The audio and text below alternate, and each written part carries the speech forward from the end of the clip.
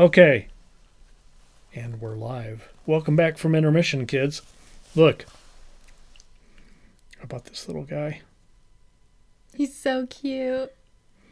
He probably goes along more with the first movie. He's definitely based on OG Count Orlok. But we're going to move into the 70s now. Mm-hmm.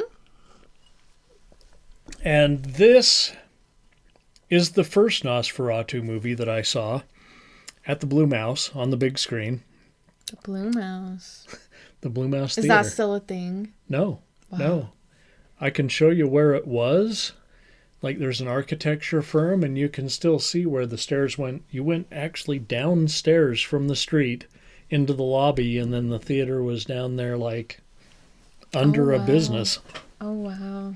Okay. But yeah, aside from seeing Rocky Horror like at least once a month, maybe every other weekend through my 20s, we had Harold and Maude. We had A Boy and His Dog. We had some great movies, including Werner Herzog's Nosferatu the Vampire. Did you see Werner Herzog's Penguin video? With a Y. Vampyre. I did not. I've got a movie of his. There's one on Tubi about an accordion player and his sex worker girlfriend trying to escape Eastern Germany during the Cold War. Is it based on a true story? Probably.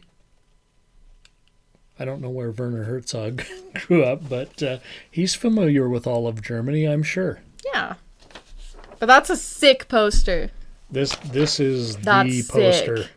sick. That's so sick. We have Klaus Kinski. We've seen Klaus Kinski before in other movies. And yeah, I know there's some craziness recently has come out, some unsavory things about him as a guy. Oh, really? But as an actor, he's terrific. And yeah, is Natasha still alive? No. I sent you the poster of Natasha with the snake, his daughter. Oh, that's his daughter. Okay. Isabella Adjani and Bruno Ganz. Bruno Ganz. Boom. We'll throw that one because it's kind of blurry. I can get a better one. Okay. All right. 1979, 20th Century Fox. Okay. We're in the big leagues now. I know on this show you're not used to seeing, like, major studios. Am I not close enough? We need to make sure that my ugly face isn't dominating the screen. Yep, that's why I'm here, folks. That's why you're here. That's not the only reason you're here. Okay. We've already been over the director and starring. Here we have a full color and full audio retelling of the classic silent 1922 picture starring Max Schreck. Now, Wait, that was the 1922. This is 1979. yeah, this is a retelling of the 1922 picture. Wait, here we have... Right? Right, okay. I thought you were saying that... Alright, ignore me.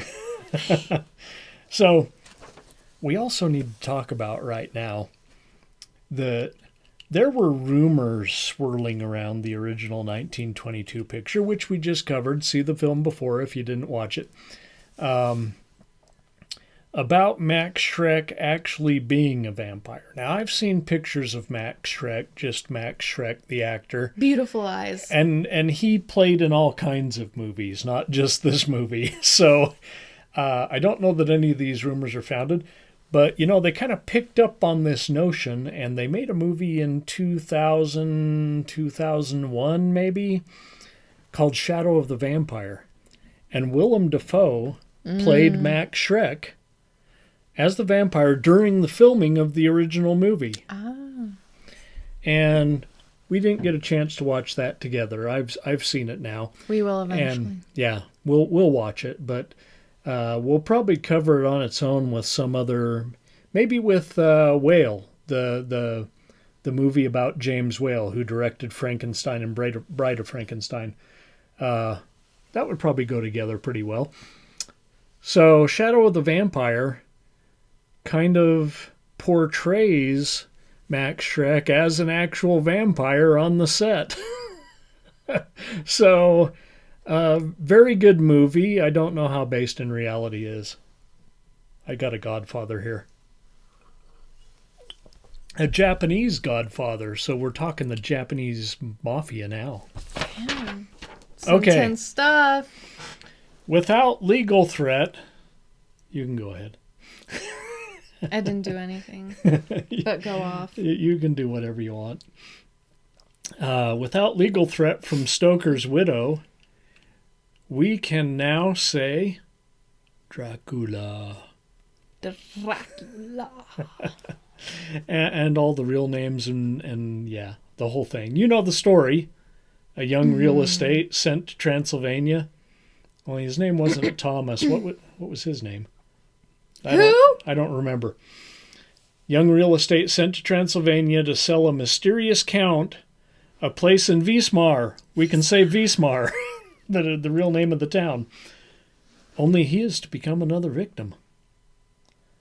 The Demeter, and there's another movie. Yeah, have you seen that one? The one that came out Last Voyage of the Demeter? Yeah, I've seen that actually. Okay. Yeah. Maybe we pair that up Yeah. with... Okay. I saw it in theaters. I think we have a double and or triple feature coming here with Last Voyage of the Demeter. And I'm probably not saying that right, but... Yeah, I never knew if it was Voyage or Voyage, but like, who No, cares? I mean Demeter. Is that the name of the thing? Demeter? I thought it was Demeter. Demeter. Could be wrong.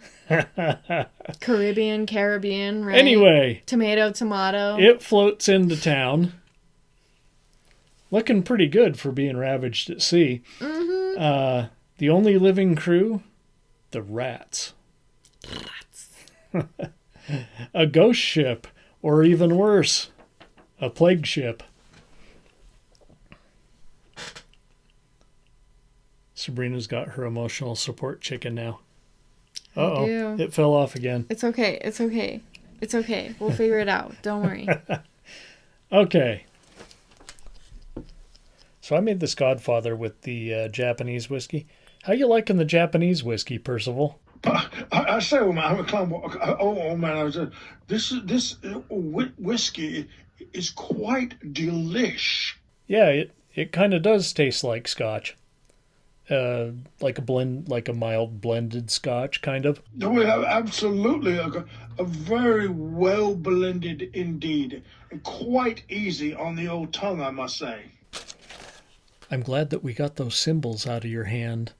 I noticed you're not holding your drink, but I've seen you drinking it, so I hope you're enjoying that Godfather that I made you. What the bloody hell symbols are you talking about, man? You've gone nutters again, Murph. You're welcome. Okay, here, the Count, Kinski, is a ghostly image reminiscent of Shrek's Orlok.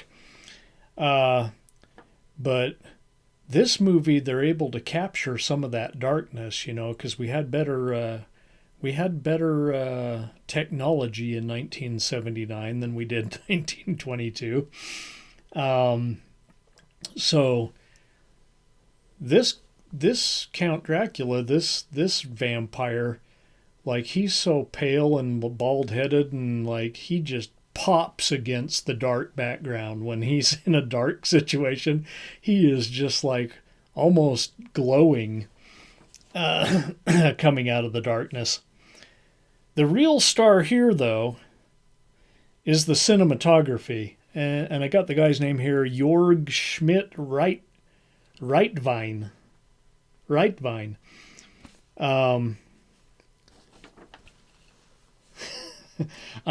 And you know what? He seemed really like lonely and desperate in this one.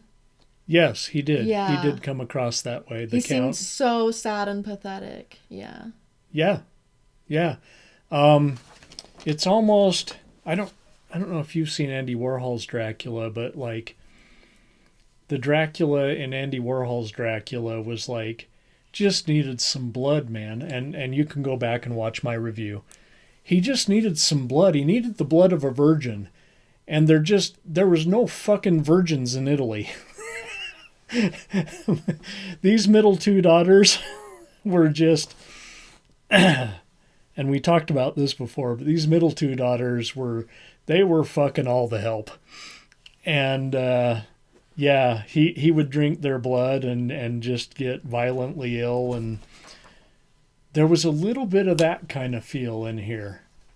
It wasn't that he needed a virgin, but he was like hungry and like, okay. This is a beautiful picture. Every single frame of this picture could be a masterpiece painting. That's how beautiful this picture is. And I called this movie an absolute masterpiece. And I give this movie 5 rings. Because it's beautiful. Now it's a little slower than you kids are used to. All right.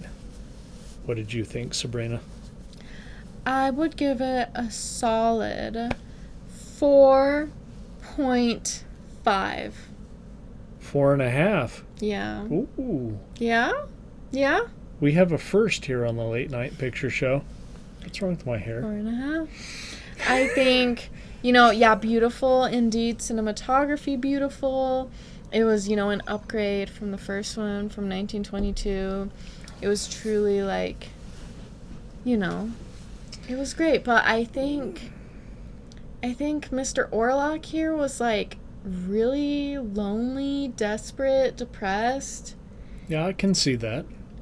It made me really sad and desperate and depressed. It made me really? hate myself, kind of. Yeah. Wait. You're not the guy. Yeah, but seeing how much he hated himself made me hate myself. Maybe I shouldn't watch it anymore. Yeah. Maybe that's for the best. Now, as a European picture, it's a little bit slower paced.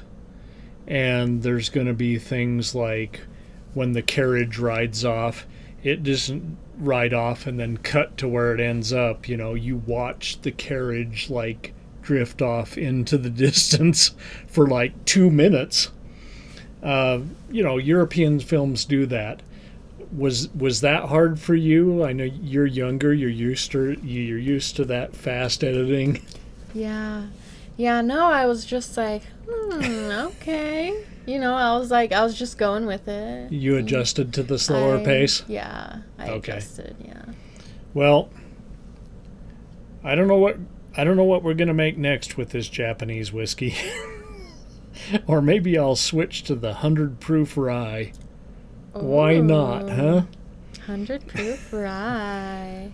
But y'all come back now because we just finished $2.99, and you know what's next? Our 300th episode. And it will be better just because Sabrina is here. Yep, so come back. Oh, yes, and once again, thanks for watching, kiddies. Let's all go to the lobby. Let's all go to the lobby. Let's all go to the lobby to get ourselves a treat. Delicious things to eat. The popcorn can't be beat. The sparkling drinks are just dandy. The chocolate bars and the candy. So let's all go to the lobby to get ourselves a treat.